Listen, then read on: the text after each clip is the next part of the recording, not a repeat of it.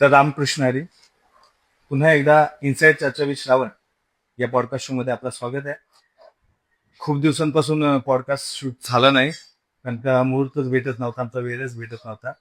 आणि आज खास दिवस आहे यासाठी, कारण बरेच जण मला सांगत होते की तू तुझ्या वडिलांची मुलाखत घे, वडिलांची मुलाखत घे. तर आज तो दिवस आलेला आहे, कारण का माझ्या वडिलांना सुद्धा वेळ नव्हता. आज एक निवांत वेळ भेटलेला आहे. आणि आता वडिलांची मुलाखत आहे नाही का, मी काय त्यांना प्रश्न विचारणार.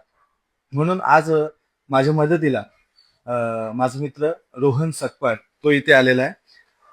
कारण म्हणतात ना, जब पिता सामने होतो बेटे गुस्ताखी नाही करते, तो रोहन मला आज मदत करणार आहे माझ्या वडिलांची मुलाखत घेण्यासाठी.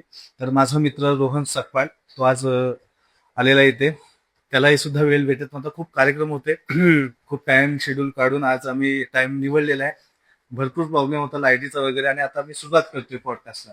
तर रोहन प्लीज कर सुरुवात. तर नमस्कार मंडळी, मी रोहन आणि आज आपण ज्या ठिकाणी आलेलो आहोत, मी तर म्हणेन हा पॉडकास्ट तू माझ्या नावे केलायस की तू बाबांना प्रश्न तू विचार.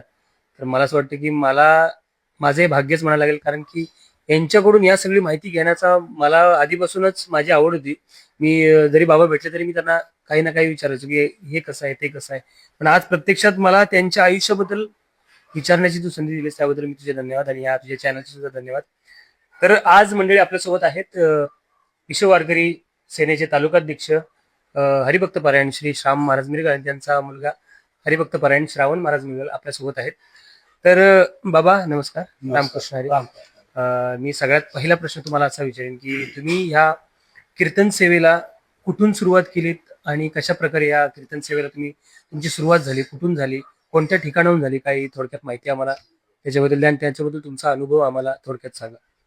पूर्वी राधाकृष्णाची स्थापना झाली होती.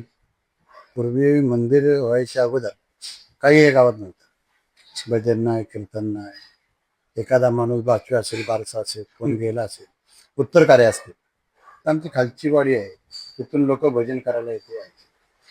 बाजूच्या वाडीतून या गावात यायचे. म्हणजे आपल्या गावात तेव्हा तसं कीर्तन करणारे कोण नव्हतं किंवा भजन करणारे कोणी नव्हते. खालची लोक येऊन आमच्याकडे भजन वगैरे करायचे.